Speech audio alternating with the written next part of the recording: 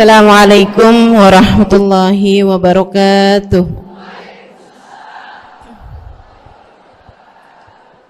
Alhamdulillah. Wassalatu wassalamu ala Rasulillah Muhammad ibn Abdillah wa ala alihi wa sahbihi wa man walah. Subhanaka la ilma lana illa ma 'allamtana innaka antal alimul hakim. Rabbi shrah li sadri wa yassir li amri wahlul 'uqdatan min lisani yafqahu qawli. Amma ba'du. Alhamdulillah, ibu-ibu sekalian saya muliakan, hadiah indah di mana Allah mengizinkan kepada kita untuk menghadapnya. Bukan main. Siapa kita ini sampai diizinkan Allah untuk bolak-balik menghadap kepada Allah Subhanahu wa taala dalam salat-salat kita. Saya pernah dengar dari para guru-guru kami, guru-guru saya.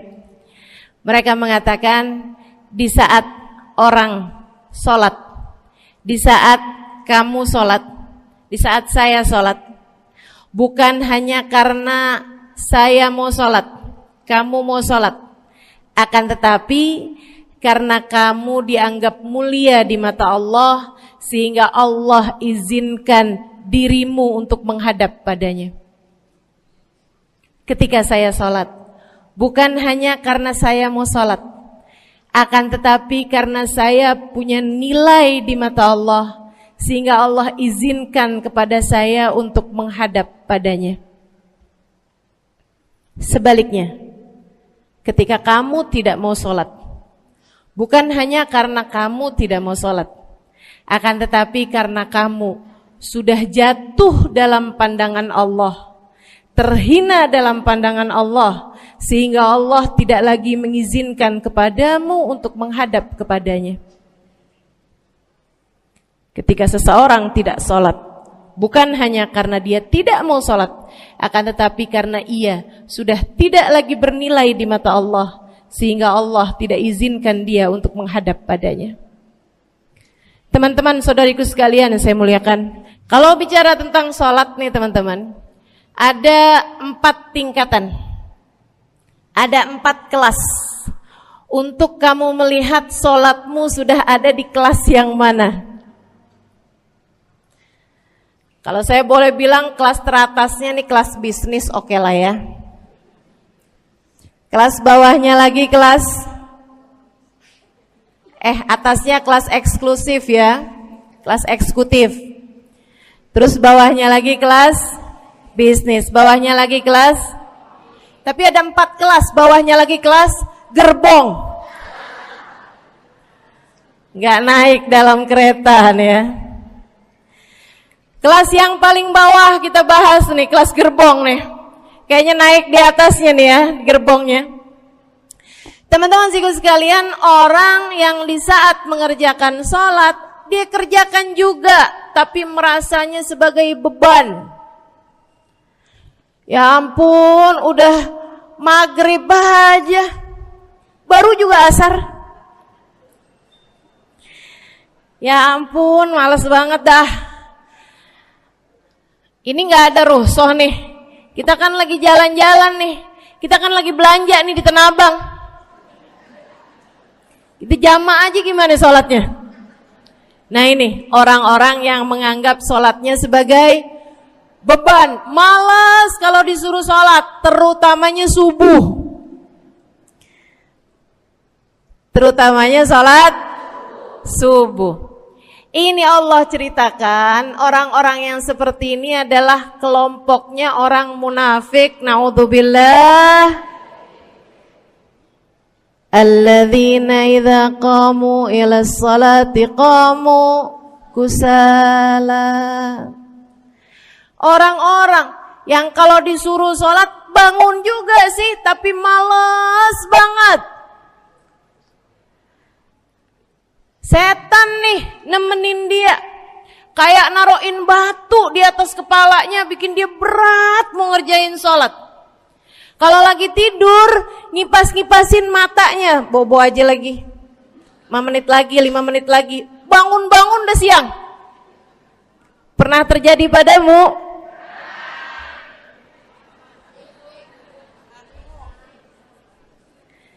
Jemur kunut. Bu, yang dijemur tuh jemuran aja, cucian aja. Jangan sampai jemur kunut. Kunutnya dijemur ya.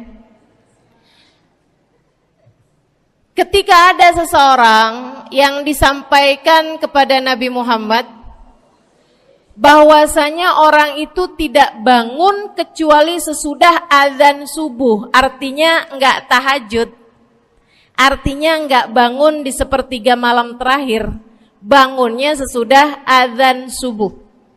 Nabi mengatakan padanya tentang orang itu, Nabi bilang pada para sahabatnya, inna syaitan bala fi udhunih, itu adalah orang yang telinganya dikencingin sama setan.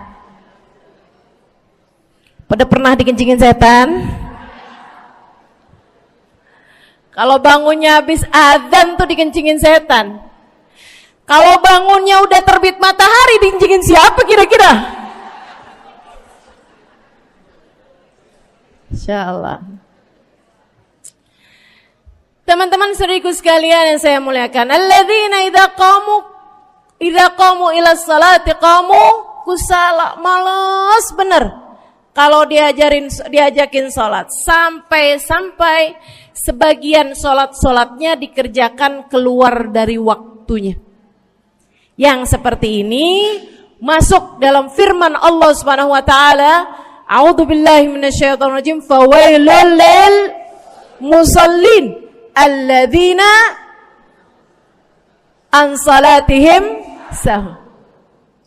Fawailul lil musallin alladzina hum an salatihim sahun. Celaka orang-orang yang salat. Kenapa kok orang salat celaka ya Allah? Sebab mereka an salatihim sahun, melalaikan salat mereka. Apa maksudnya melalaikan? Imam Sayyidina Ibnu Abbas dalam salah satu tafsir beliau mengatakan alladzina yuakhiruna an waqtiha au yuqaddimuha ila ghairi waqtiha. Orang-orang yang mengakhirkan salat sampai keluar dari waktunya atau memajukannya sebelum waktunya. Mau pergi ke Tanah Abang nih, jam 11. Ntar kita ribet nih urusan sholat duhur. Dah sholatin sekarang aja. Ini orang-orang yang fawailul lil musallin. Bu, sesibuk apapun dirimu, jangan pernah ninggal sholat. Bu, lagi ngerjain perkara penting apapun kamu, jangan pernah mengakhirkan sholat. Jangan pernah mengeluarkan sholat dari waktunya. Kenapa gitu? Karena bu, sholat itu urusanmu sama Allah. Gak ada yang lebih penting daripada itu. Gak ada yang lebih penting daripada itu. Siapa yang mementingkan Allah, dia bakal dipentingin sama Allah. Siapa yang meremehkan salatnya, berarti dia telah meremehkan Allah. Siapa yang meremehkan Allah, dia akan diremehkan oleh Allah. Na'udzubillah min dzalik. Buat adik-adik jomblo, jangan pernah mau kawin sama orang yang gak sholat. Biarpun kamu udah nunggu cukup lama, kalau ada yang lamar kamu dan dia gak sholat, jangan mau bu. Dek, ibu-ibu juga, kalau ada yang janda di sini,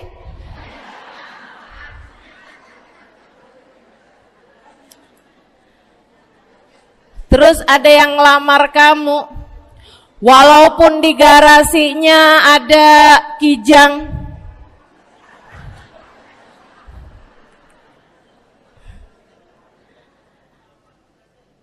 ada bebek, motor maksudnya ya, datang melamar kamu, jangan terima. Orang yang gak sholat, kamu jangan mau jadi istrinya. Kenapa? Saya kasih tahu ya, Allah aja dia tinggalin, apalagi kamu.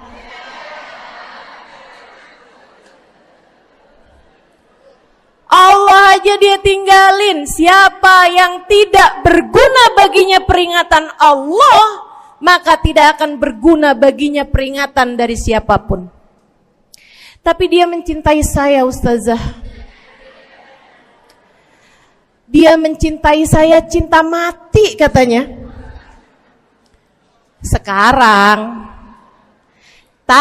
tungguin setahun 2 tahun, cintanya hilang, tinggal matinya. Tapi dia mencintai saya luar biasa, Ustazah. Dia tak sanggup hidup tanpa saya. Itu namanya cinta monyet. Tungguin 2 tahun, cintanya hilang, tinggal.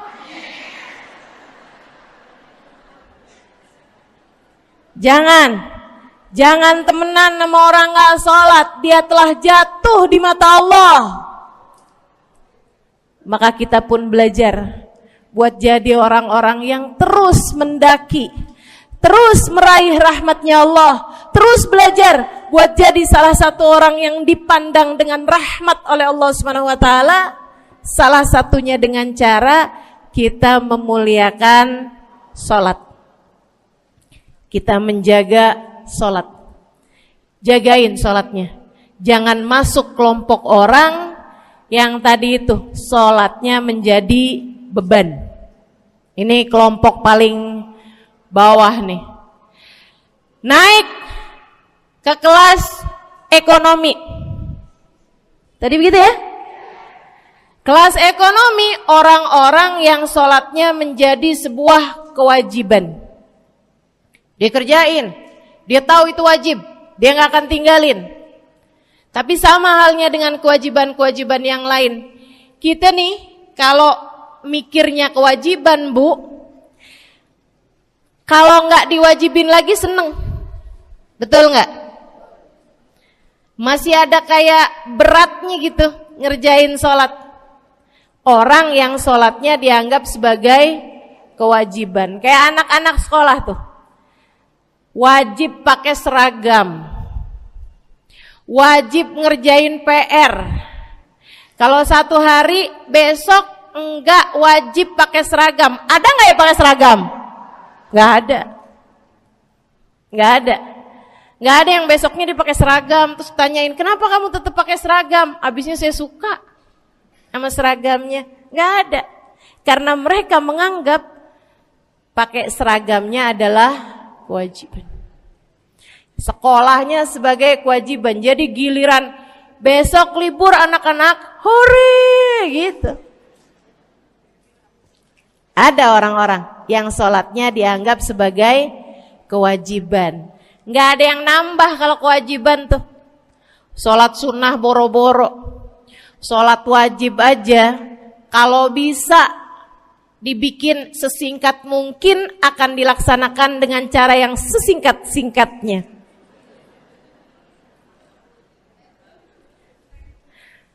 Habis ruku i'tidal sujud cepet bener ya. Malaikat raqib sama malaikat atid nih udah tahu aja kalau dia sholat. Habis ghairil maghdubi alaihim waladdallin. Malaikat atid bilang sama malaikat raqib, kulhu, catat kulhu udah pasti.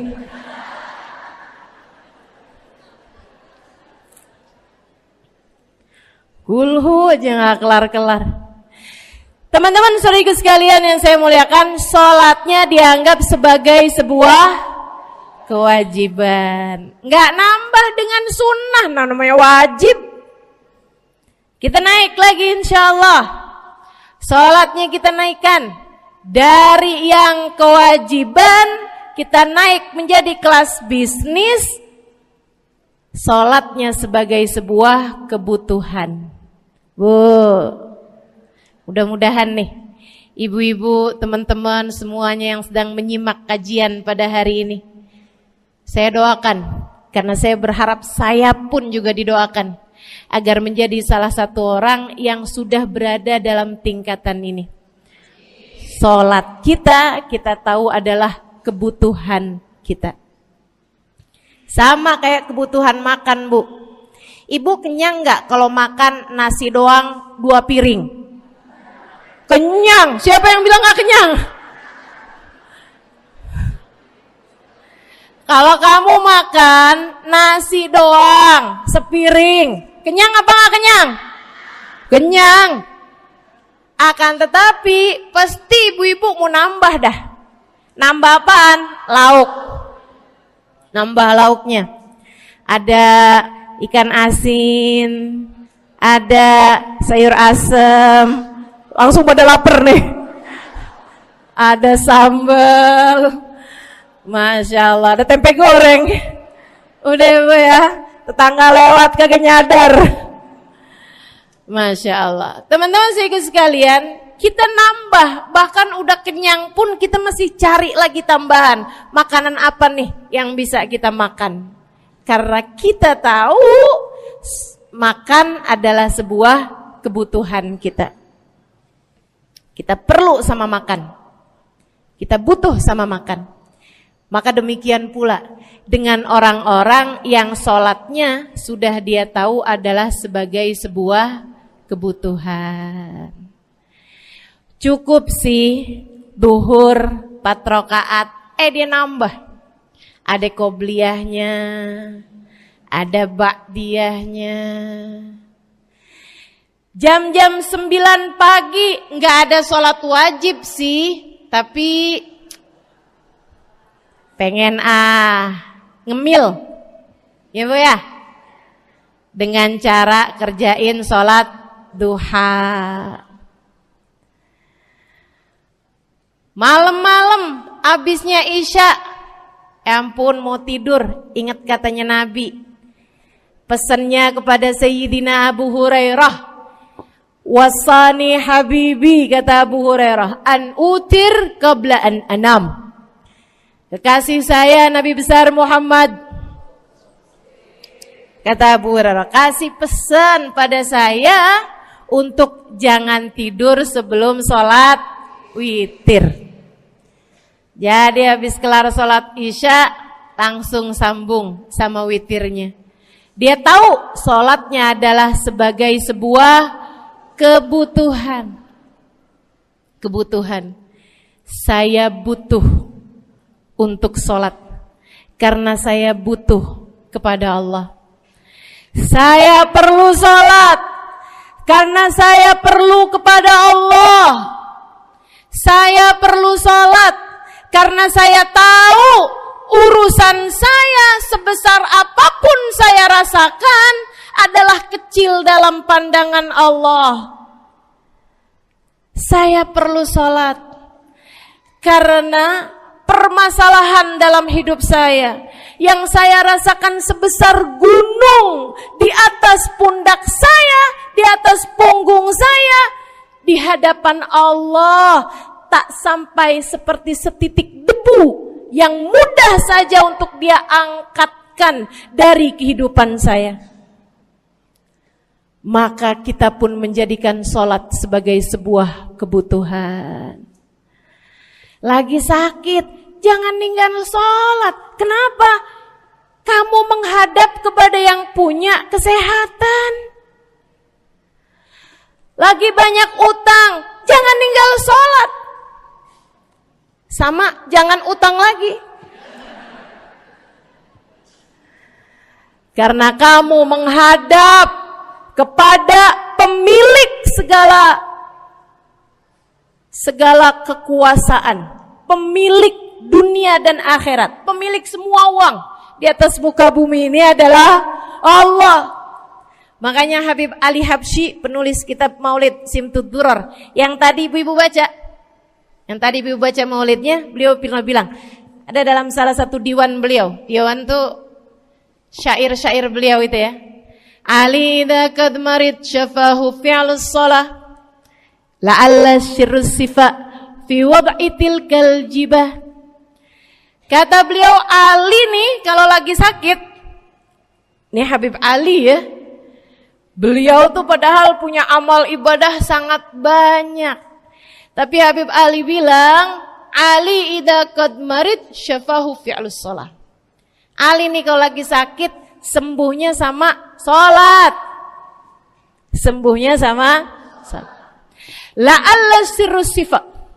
Rasa-rasanya memang Allah letakkan rahasia kesembuhan ada pada fi wad'i tilkal jibah, terletakkannya jabhah kita, dahi kita di tempat sujud. Di sana semua permasalahan-permasalahan dalam hidupmu menjadi ringan. Saat kamu meletakkan dahimu di tempat sujud, kamu berbisik lirih kepada Allah, akan tetapi suaramu didengar sama yang punya arsy. Akan tetapi suara bisikanmu didengar segenap malaikat-malaikat yang ada di atas langit. Kemudian mereka mendoakanmu sehingga Allah mengatakan wasjud waqtarib, sujudlah kamu. Posisi sujudmu itu waqtarib akan membuatmu menjadi dekat dengan Allah Subhanahu wa taala. Sujudlah dan mendekatlah kepadaku, kata Allah. Agrab ma yakunul 'abd min rabbih fa huwa sajid, kata Nabi Muhammad. Fa aktsiru fihi du'a faqamin an yustajabulah. Tempat terdekat seorang hamba dengan Tuhannya adalah saat dia sedang sujud. Maka perbanyaklah doa dalam sujudmu, kata Nabi Muhammad. Doamu sangat mungkin diijabah oleh Allah. Apalagi kalau doanya kamu haturkan di sepertiga malam yang terakhir. Saat-saat di mana kebanyakan manusia di sekelilingmu yang lalai berada dalam tidurnya, berada dalam alam mimpinya. Para ulama tuh sampai bilang, Bu, dari kehususannya sepertiga malam yang terakhir, orang yang ngerjain maksiat aja sepertiga malam yang terakhir tuh tidur. Ibu gak pernah tahu orang-orang pulang diskotik jam berapa? Gak tahu ya, sama. Tapi Bu, yang pasti mereka tuh sepertiga malam yang terakhir malah pada pulang, malah pada tidur gitu. Orang maksiat aja itu sama Allah dibuat tidur tuh di jam-jam yang biasanya turun rahmatnya Allah. Allah mau milih nih mana nih hamba-hambaku, pilihan-pilihanku akan aku bangunkan untuk menghadapku.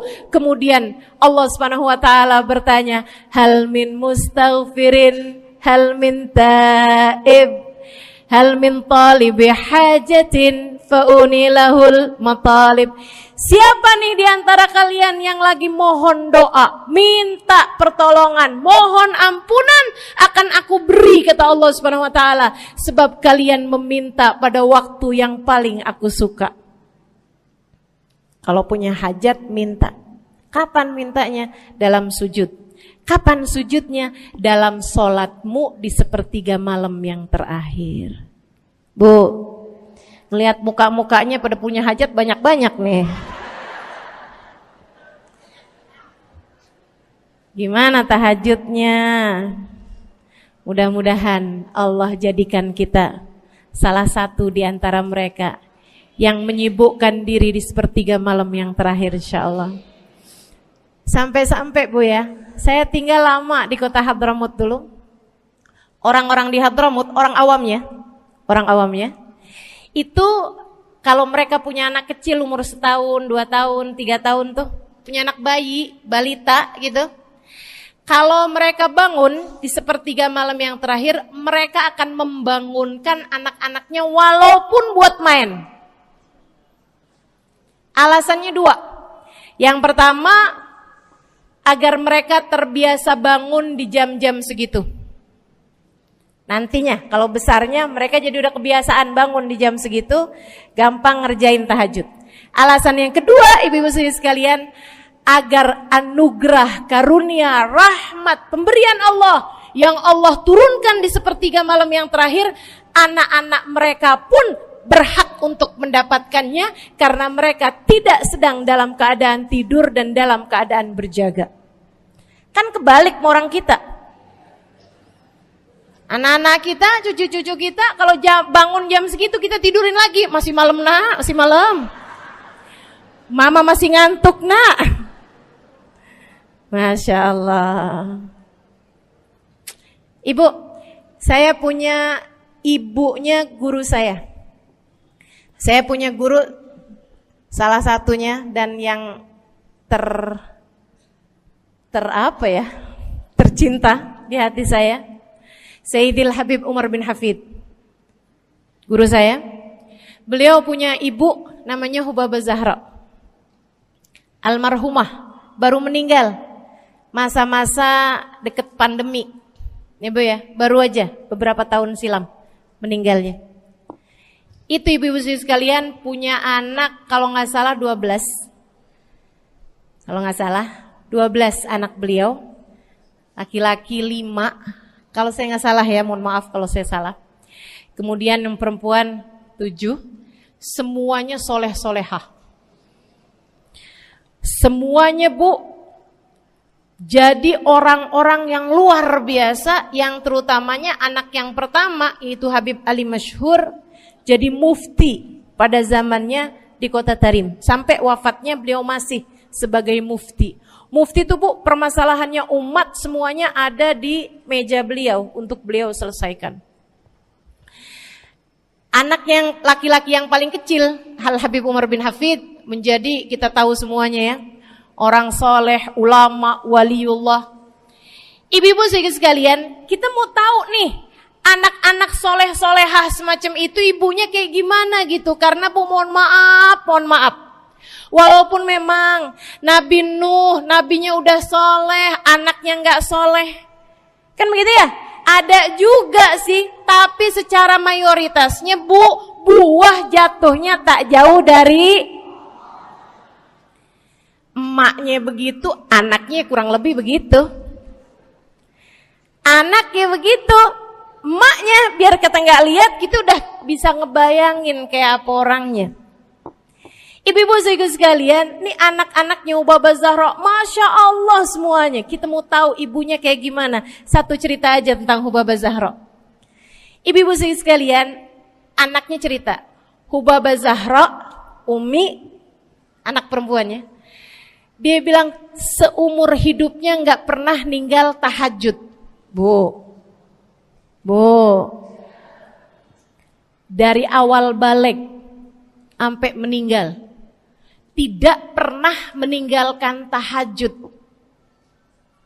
Jauh banget ya? Sama siapa? Tahajud semalam, seminggu libur. Kelakuan siapa tuh? Hubabah Zahra gak pernah ninggal tahajud kecuali satu malam. Satu malam itu beliau tuh lagi ada hajat besar, maksudnya lagi kayak ada acara pernikahan, kemudian beliau juga kelelahan, kecapean, baru tidurnya juga jam-jam 2, jam-jam mau jelang pagi Bu ya. Kelewatan tahajud. Bangun pas azan subuh. Ibu, beliau bangun dengan gemeteran. Beliau bangun dengan menggigil padahal enggak musim dingin. Beliau bangun, azan, innalillahi wa inna ilaihi rajiun. Azan, astagfirullah, ya Allah, astagfirullah, azan, ya Allah, ampuni Zahra ya Allah, ampuni Zahra ya Allah. Anaknya cerita, hari itu aku tidak pernah melihat ibuku berlelehan air mata sepanjang hari lebih daripada hari tersebut. Hari itu kami melihat ada seorang perempuan berlelehan air mata beristighfar memohon ampun kepada Allah karena satu malam dalam hidupnya beliau meninggalkan tahajudnya, teman-teman. Masya Allah, Masya Allah. Tiap kali makan ingat gitu, ya ampun tadi malam gak tahajud, samihni ya Rab, samihni ya Rab, sampai gak enak makan. Insya Allah, Insya Allah. Mudah-mudahan Allah jadikan keagungan sholat ada dalam hati kita. Sholat kita jadi kebutuhan, insya naik tingkat eksekutif, teman-teman. Tadi saya ulangin lagi dah, karena ibu-ibu kan suka rada lupaan. Kelas yang paling bawah, kelas apa tadi? Gerbong. Menjadikan sholatnya sebagai beban. Kelas berikutnya menjadikan sholat sebagai kewajiban. Naik lagi menjadikan sholat sebagai kebutuhan. Tingkat terakhirnya ada hamba-hamba tercinta di sisi Allah yang menjadikan sholat mereka sebagai sebuah hiburan dalam hidupnya, hobi dalam hidupnya. Diawali, dicontohkan oleh baginda kita Nabi besar Muhammad yang mengatakan dalam hadis sahihnya, wa ju'ilat qurratu aini fis shalah, wa ju'ilat qurratu aini fis shalah. Dijadikan, kata Nabi Muhammad, Allah telah menjadikan, dijadikan li untukku qurrat aini, kesenanganku dalam kehidupan, kebahagiaanku ada pada, hobiku ada pada as-shalah, salat. Nabi itu orang yang kesenangan beliau, hobi beliau adalah salat. Kana idza faza'ahu amrun aladha ila shalah. Kata para sahabat meriwayatkan, Nabi kalau lagi dengar kabar-kabar yang gak enak, segera menuju kepada salat. Nabi kalau udah ada kabar-kabar Rasul pasukan kita terkalahkan di medan peperangan, Nabi ngelihat Bilal. Kemudian Nabi Muhammad nanya, udah dekat waktu sholat Bilal? Sebentar lagi Rasul, arihni bihaya Bilal, arihni bihaya Bilal. Yuk Bilal, sampaikan diri saya Bilal, tolong hibur diri saya Bilal. Segera azan dan kita akan sholat bersama-sama wahai Bilal. Kesenangan beliau, hobi beliau dalam sholat, dalam hidup adalah sholat. Teman-teman saya sekalian, bukan hanya Nabi Muhammad, tapi para sahabat-sahabat Nabi Muhammad, tapi para tabi'in, para tabi'it tabi'in. Saudaraku sekalian saya muliakan, Sayyidina Umar bin Khattab alaihi ridwanullah, kana idza ja'ahu hal, apabila beliau dalam keadaan hatinya lagi khusyuk, hatinya lagi nyambung banget sama Allah Subhanahu wa taala, kalau mau salat sunnah manggil orang. Beliau sholat dalam masjid, ada orang mau sholat sunnah, ada orang lagi baca Quran dipanggil sama beliau. Kamu saya bayar ya, kamu duduk sebelah sini saya nih, baca Qurannya deketan saya sini, kamu saya bayar. Buat apaan wahai Sayyidina Umar? Buat negur saya, ngingetin saya lagi sholat nih. Oh gak usah dibayar Tuan. Yaudah kalau gitu kamu duduknya sebelah sini ya. Tugas saya apa Tuan? Kalau kamu lihat saya sholat berdirinya kelamaan, ingetin saya buat ruku. Kalau kamu lihat ruku saya kelamaan gak bangun-bangun, ingetin saya buat bangun.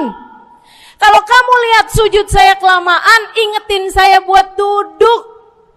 Karena saya sekarang ini kalau lagi berdiri baca Al-Quran, lupa buat ruku.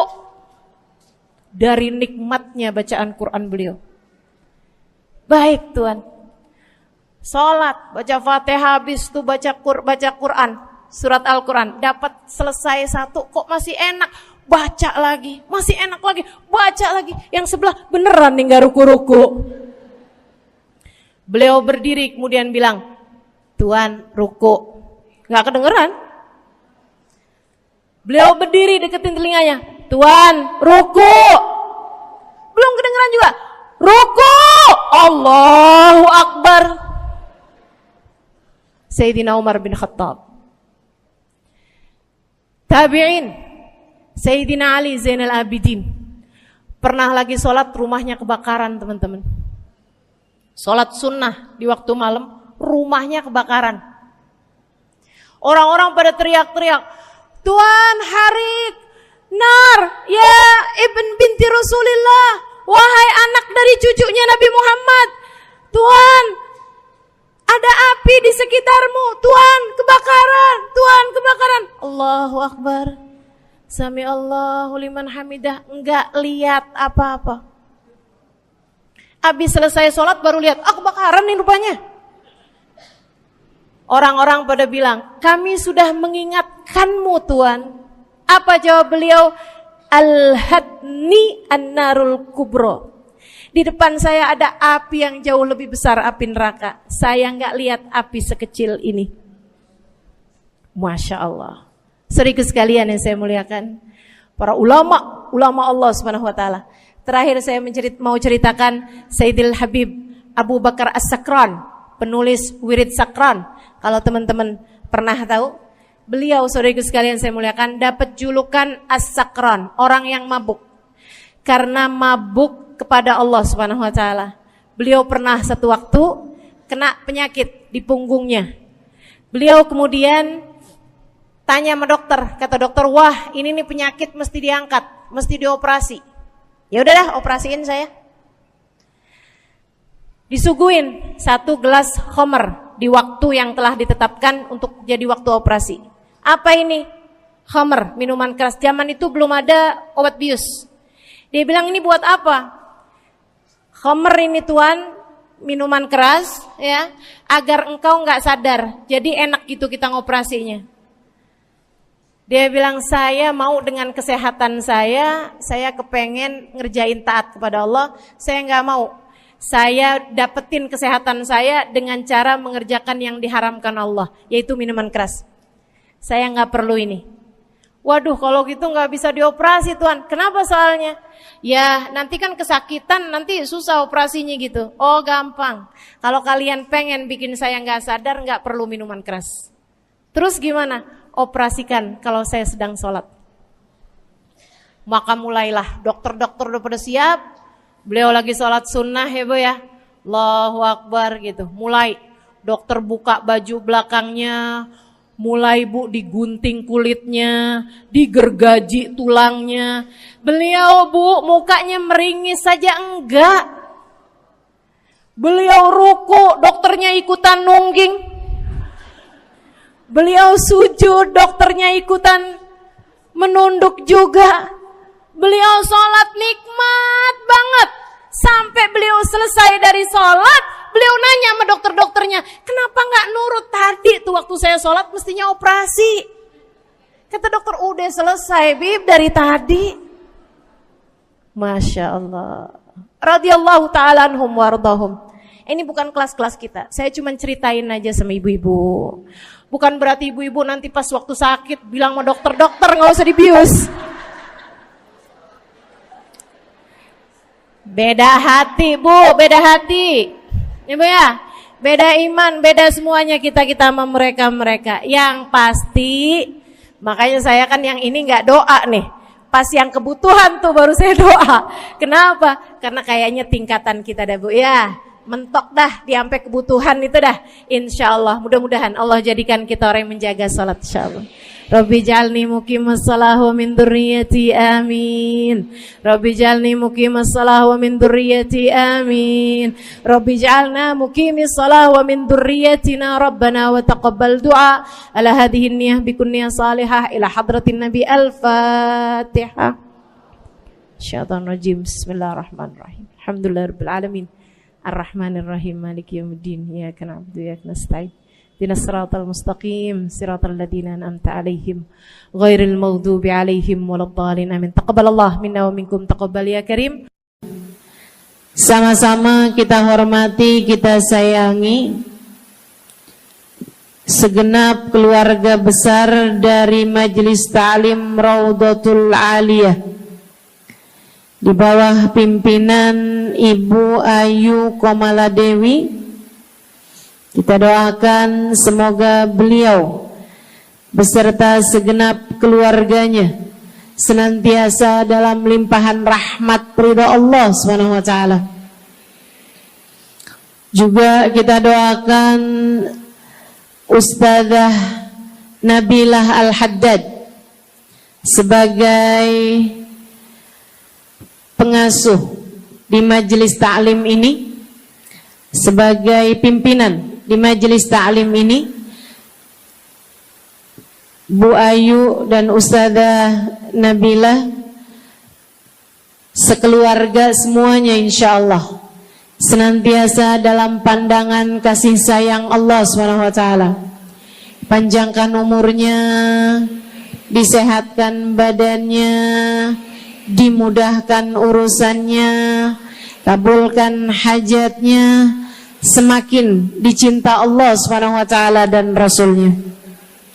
Para ustadzah, para hubabah, para syarifah, para pimpinan pondok pesantren, para pimpinan majelis ta'lim, yang mudah-mudahan semuanya dalam limpahan rahmat ridha Allah SWT, serta tentu saja semua yang hadir di majelis ini, baik ibu-ibu, kakak-kakak, adik-adik, anak-anak, yang mudah-mudahan semuanya dirahmati Allah, disayang Allah, dibahagiakan Allah, diistiqomahkan jalannya menuju ridha Allah Subhanahu wa taala, insyaallah diistiqomahkan jalannya menuju surga Allah Subhanahu wa taala. Amin ya rabbal alamin.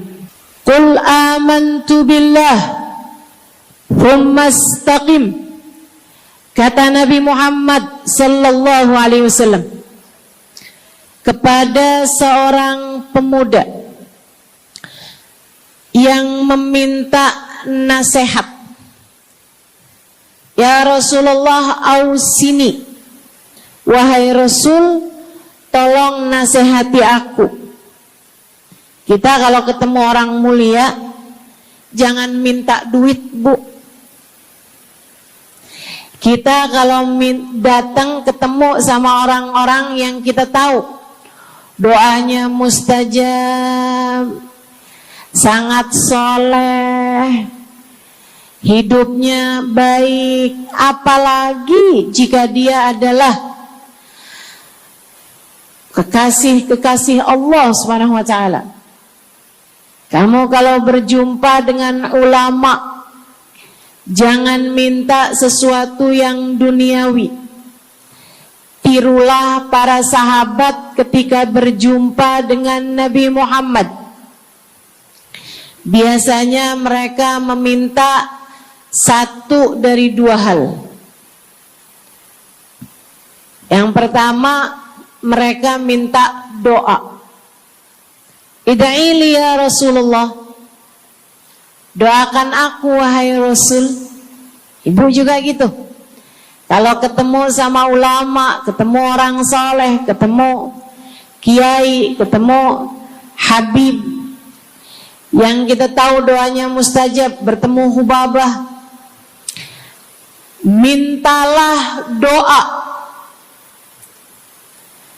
Tapi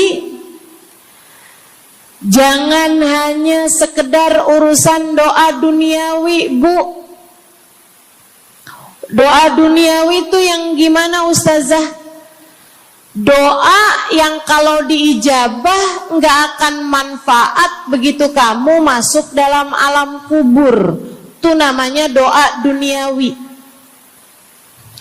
Ustazah, doakan saya biar saya cepat kebeli rumah. Bu, kalau mati rumahnya dibawa gak? Ustazah, doakan saya kepengen beli HP baru. Dibawa gak HP-nya? Enggak. Itu namanya doa duniawi. Ustazah, Doakan biar suami saya tambah cinta.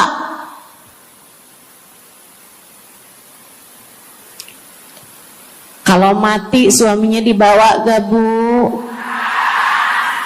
Walaupun kamu mau, dia gak bakalan mau, Bu. Sesuatu yang sifatnya duniawi.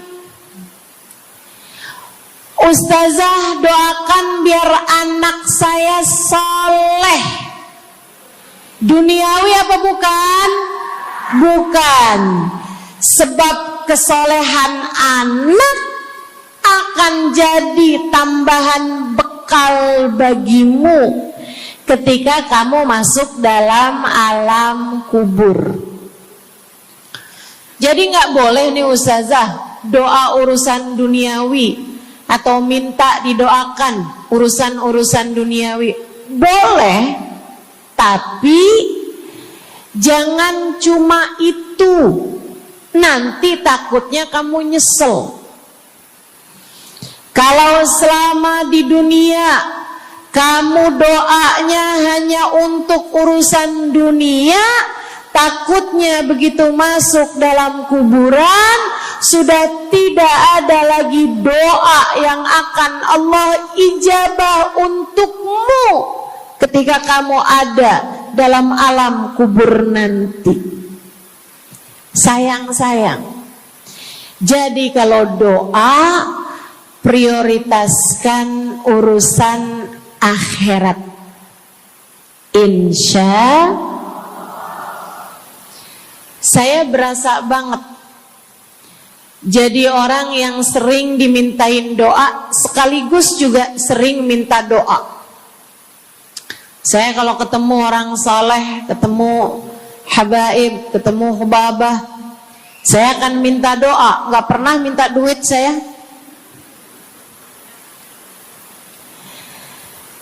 Ida'ili ya hubabah, ida'ili ya habib. Serius sekalian, sebagai orang yang sering juga dimintain doa, ustazah doakan saya. Banyak tuh. Saya merasakan perbedaannya saat saya ada di Tarim sama ketika saya sudah pulang dan kembali ke negeri ini. Waktu saya di Tarim, orang kalau minta doa sama saya, usik berdoa, tolong ya doain saya. Saya suka tanya, doa apa? Selalu aja, hampir semuanya mengatakan hal yang sama. Ida'ili bihusnil khatimah. Doakan saya biar husnul khatimah.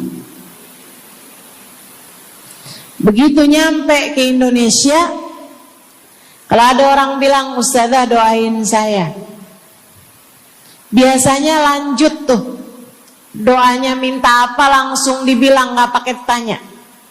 Ustazah doain saya biar utang cepat lunas. Ustazah doain saya biar cepat dapat jodoh. Ustazah doain saya biar jadi orang kaya. Ustazah doain saya biar suami nggak mendua. Ya Allah, ternyata kebanyakan orang kita kalau minta doa seringnya urusan duniawi. Bukan berarti nggak boleh, boleh aja sih. Cuman takutnya begitu kamu mati nyesel kalau semua doamu selama ini adalah sesuatu yang tidak ikut kamu bawa ketika kamu mati. Kalau kita lihat para sahabat, ketika mereka berjumpa dengan Nabi Muhammad, selalu saja banyak di antara mereka yang minta doa. Nabi pernah tanya, doanya apa? Macem-macem jawaban para sahabat. Ada yang begini, Harithah menjawab, ida'ili an yarzuqani Allah asyhada fi sabilih. Rasul, doakan saya biar saya dikaruniai mati syahid di jalan Allah. Ada lagi yang lain doanya, ya Rasulullah, id'ili an yarzuqani Allah murafaqatan bika ya Rasulullah. Doakan biar saya nanti di masa sesudah kematian saya, di masa akhirat nanti bisa mendampingimu wahai Rasulullah, bisa berjumpa denganmu wahai Rasul, bisa ada dalam rombonganmu wahai Rasulullah.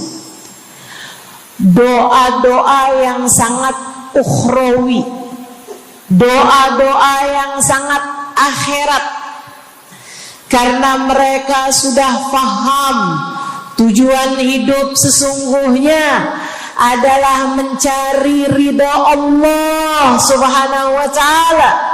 Tujuan hidup sesungguhnya adalah bergerak menuju surga Allah Subhanahu wa ta'ala.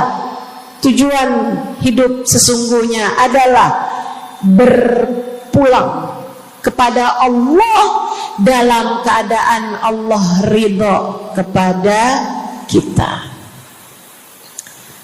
Sahabat tuh minta didoakan, sama yang kedua minta nasihat. Kita juga nyontoh, kalau ketemu orang soleh, kalau ketemu ulama, kalau ketemu habaib, ketemu kiai, ketemu bunyai, ketemu hubabah, ketemu ustadzah, ketemu ustadz, minta nasihat. Selain daripada minta doa, mintalah nasihat. Hal ini dicontohkan oleh para sahabat kepada Nabi Muhammad. Datang seorang pemuda berjumpa Nabi Muhammad sallallahu alaihi wasallam. Kemudian bertanya, ya Rasulullah, ausini, wahai Rasulullah, berikanlah nasihat kepadaku ini. Nabi Muhammad tersenyum, senang, bangga, karena mengerti bahwa umatnya faham apa yang harus diminta dari nabinya. Nabi berkata kepadanya, qul amantu billah thumma istaqim. Kata Nabi Muhammad, ucapkanlah, aku beriman kepada Allah, kemudian istiqomahlah kamu di jalan Allah. Nasihat Nabi Muhammad buat pemuda tersebut, nasihat Nabi Muhammad buat pemuda-pemuda umatnya sepanjang zaman. Nasihat Nabi Muhammad buat umatnya, baik yang muda maupun yang tua, baik laki-laki maupun perempuan, baik yang pintar maupun yang kurang pintar. Semua umatnya dinasehati sama Nabi Muhammad. Karenanya akan saya sampaikan hal ini kepadamu hari ini.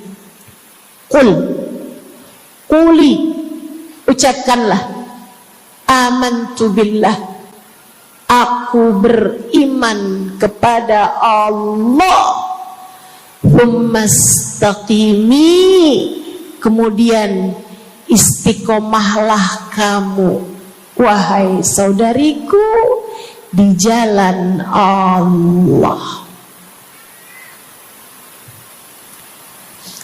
Katakanlah, aku beriman kepada Allah, kemudian istiqomahlah.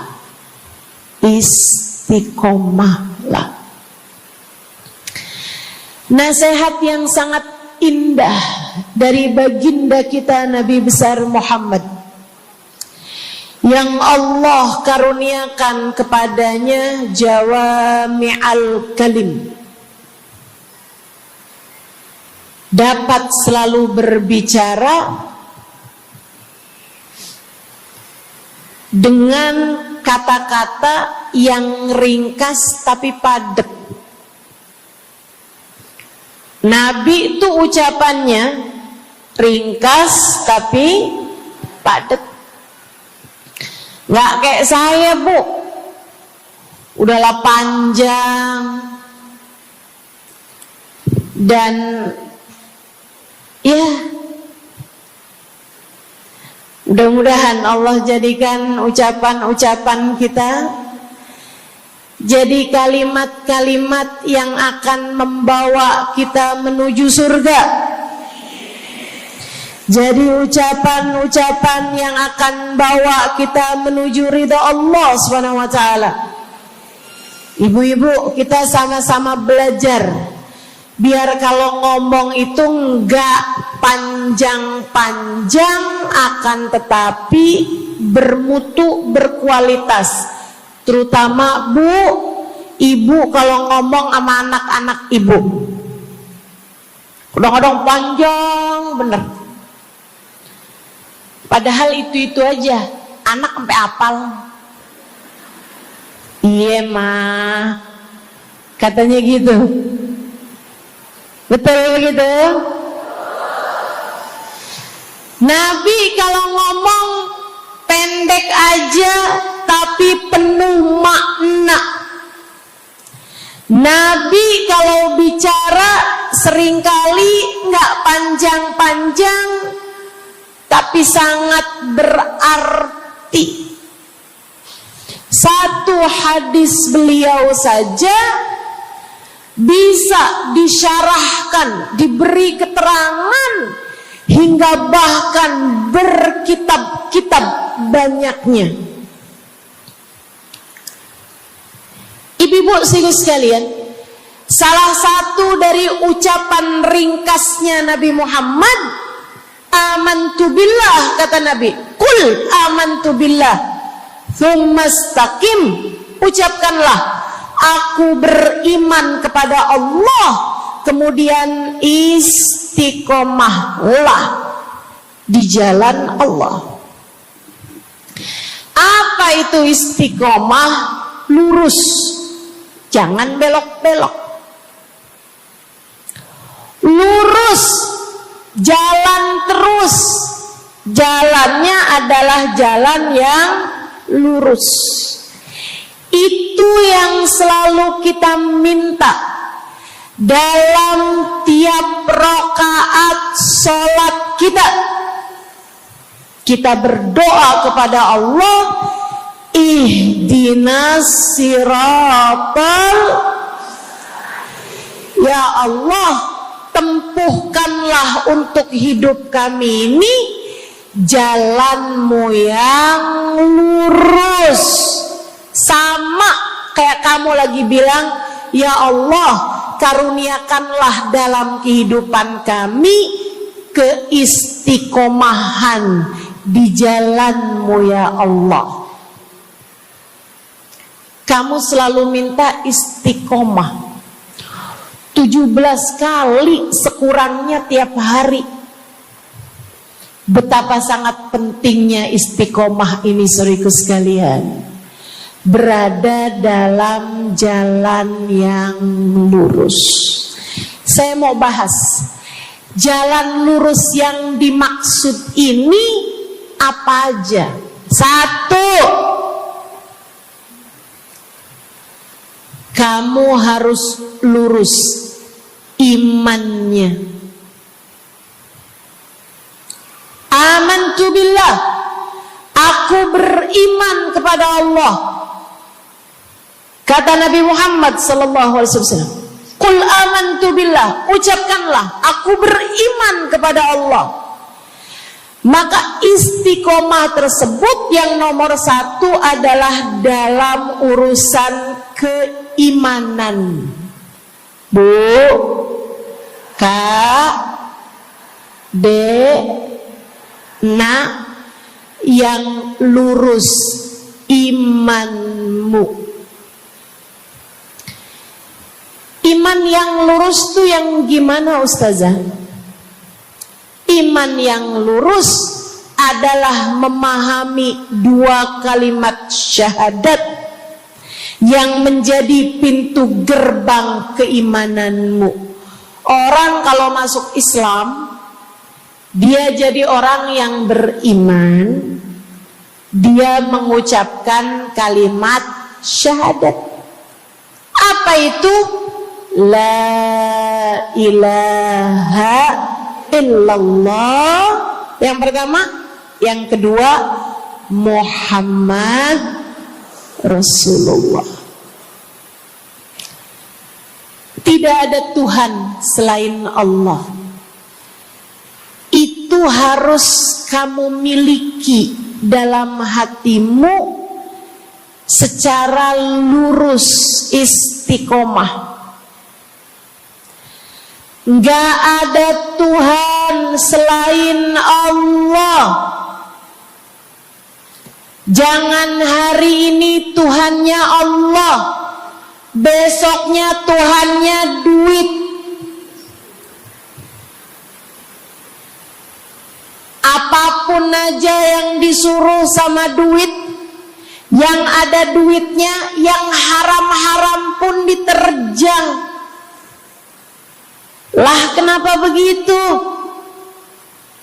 Saudaraku sekalian, qul amantu billah, ucapkan, aku beriman kepada Allah, aku faham arti la ilaha illallah. Tidak ada Tuhan selain Allah. Tidak ada yang mengatur kehidupan selain Allah. Tidak ada yang memberi rezeki selain Allah. Maka berimanlah kepada Allah. Kalau ada istri bilang sama suaminya, kalau kamu nanti pulang bawa duit, ahlan wa sahlan, selamat datang. Tapi kalau kamu pulang nanti nggak bawa duit, silakan tidur di luar.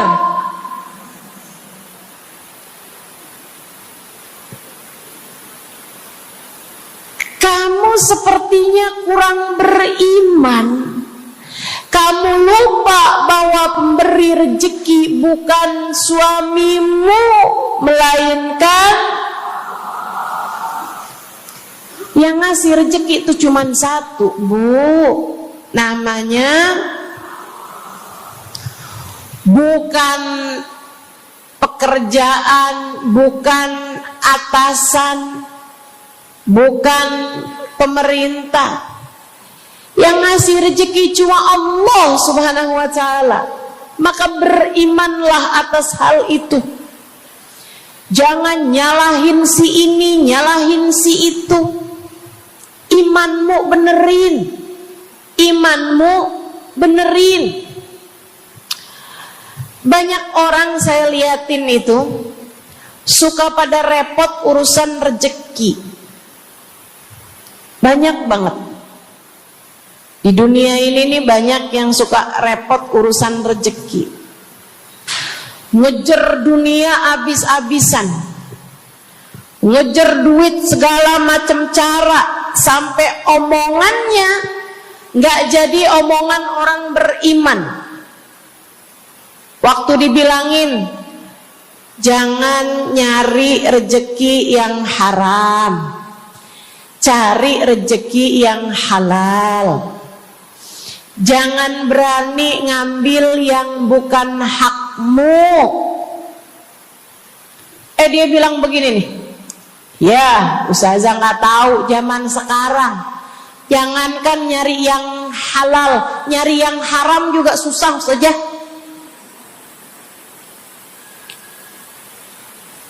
Itu omongan orang nggak beriman. Kamu mesti ngerti dulu, kalau yang kamu minta adalah urusan rezeki, dengerin. Kalau yang kamu minta urusan rezeki, kamu harus datang kepada alamatnya, yang sering kali membuat kamu setengah mati urusan rezekimu, sampai mau-maunya menghinakan diri, minta-minta sama orang, berharap dari orang. Seorang ibu berharap dari anaknya, seorang istri berharap dari suaminya. Saudariku sekalian, yang sering kali membuat kamu tersiksa urusan rezeki adalah karena kamu salah alamat. Kamu salah alamat. Kamu sedang tersesat jalan. Kamu sedang salah arah. Makanya jadinya kemana-mana kamu nggak nemu. Orang alamatnya aja salah. Ini kalau kamu mau ke Kubah Mas, tapi kamu perginya ke Taman Mini, nyampe apa nggak nyampe? Dapat apa enggak majelisnya? Nggak dapat. Kenapa? Salah alamat. Yang dicari Kubah Mas, kamu perginya ke Keong Mas. Nggak nyampe, nggak dapat. Saya kasih tahu padamu, alamat rezekimu ada pada Allah. Alamat rezekimu ada pada Allah. Alamat rezekimu ada pada Allah. Maka berimanlah kepadanya, fahamilah arti la ilaha illallah. Tidak ada Tuhan kecuali Allah. Gak ada yang ngasih rezeki selain kamu. Lagi sakit,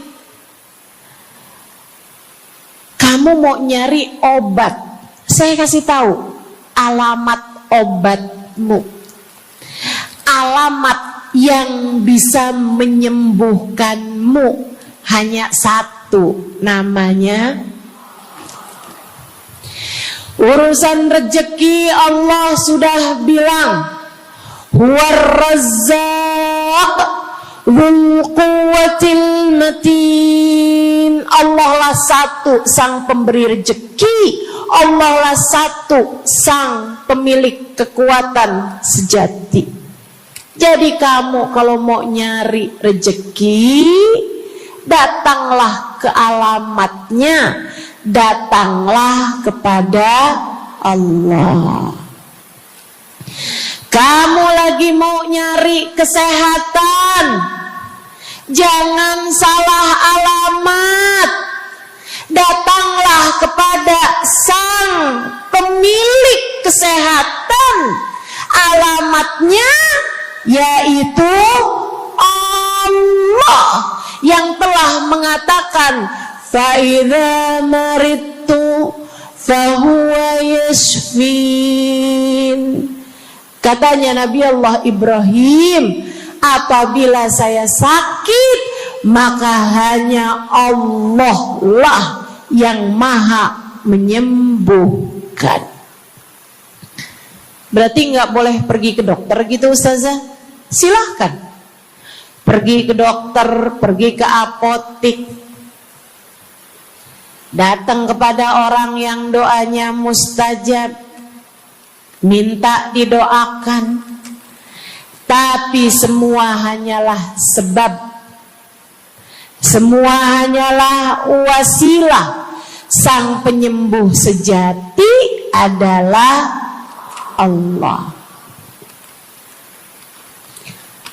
Saudariku sekalian yang saya muliakan, kalau kamu merasa saya lemah Ustazah, gak punya kekuatan, kalau kamu merasa saya bodoh Ustazah, saya tidak mengerti di mana alamat ilmu, di mana alamat pengetahuan.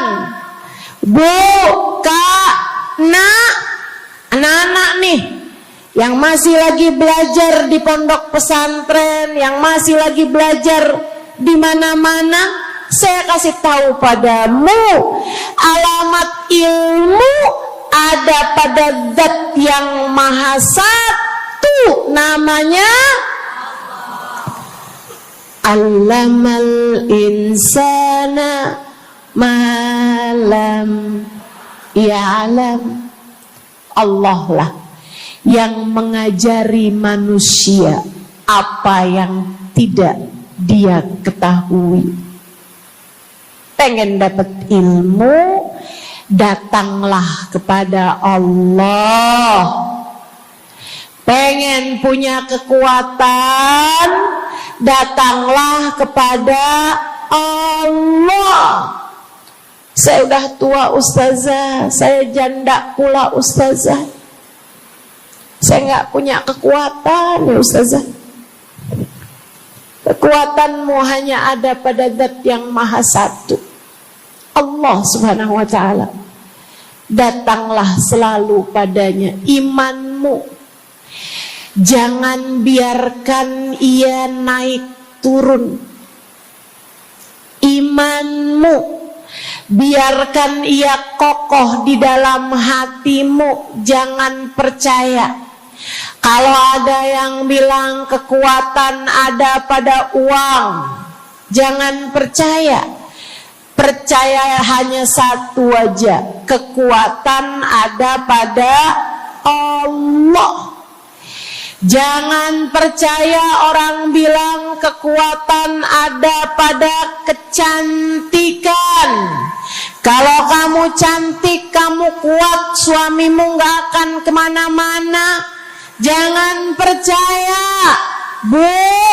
Percaya hanya satu aja, kekuatan ada pada Allah Subhanahu wa Ta'ala. Kamu takut terjadi hal-hal yang buruk bagimu, bagi anak-anakmu. Kamu kepengen ada yang jaga. Ibu, gak usah pusing-pusing mau nyari bodyguard, gak usah pusing-pusing mau sewa security, pengamanan. Sebab sang pemberi keamanan hanya satu, namanya Wallahu ya'simuka minan nas. Hanya Allah satu yang dapat menjagamu dari kejahatan manusia. Qul a'udzu birabbin nas. Katakanlah, aku berlindung kepada sang penjaga manusia, sang pemelihara manusia, sang pengasuh manusia, Allah Subhanahu wa ta'ala. Berimanlah padanya, istiqomahlah. Bu, gak ada yang bisa bikin orang meninggal selain Allah. Gak ada. Tapi dia ditabrak orang, Ustazah. Kalau gak ditabrak dia gak bakalan mati. Kamu kebalik. Justru karena dia harus mati, Allah jadikan dia ditabrak. Jelas? Ini imannya mesti yang benar nih. Jangan kamu kira ini ada dokter malpraktek sehingga dia kemudian meninggal dunia. Jangan kamu kira karena salah minum obat dia mati. Bukan, ibu-ibu sekalian, justru karena dia harus mati, karenanya kemudian ketemu sama dokter yang malpraktek lah, ketemu sama obat yang salah lah. Itu hanya sebab kematiannya itu sendiri. Allah udah bilang, idza jaa ajaluhum la yastakhiruna sa'atan wa la yastaqdimun. Apabila datang ajal seseorang, gak ada siapapun yang bisa memajukan barang semenit pun, gak ada yang bisa memundurkan meski sesaat sekalipun. Gak ada. Emang udah kepastiannya. Waktunya mati, ya mati, Bu. Gak ada yang bisa menghidupkan, sekaligus tidak ada yang bisa mematikan selain Allah. Itu artinya istiqomah dalam iman. Tapi tunggu dulu, sebelum saya lanjutkan istiqomah yang lain. Selain beriman kepada Allah, kamu juga harus beriman kepada Nabi Muhammad. Kamu harus beriman kepada Nabi Muhammad. Beriman bahwa beliau adalah, a'udzubillahi minasyaitonirrajim, qul innama ana basyarum mithlukum yuha ilayya. Dua-duanya harus seimbang. Innama ana basyarum mithlukum, tapi juga yuha ilayya. Katakanlah wahai Nabi Muhammad, aku adalah seorang manusia seperti kalian. Saya punya badan, saya punya perasaan. Kalau nggak makan-makan saya lapar. Kalau habis makan nggak minum saya haus. Kalau beberapa hari saya nggak tidur, saya ngantuk. Qul innama ana basyarun. Sampaikan kepada manusia, aku adalah seorang manusia seperti kalian juga. Ama anak cinta, lama nggak ketemu sama istri, kangen. Katakan wahai Nabi Muhammad, ana basyarum mithlukum.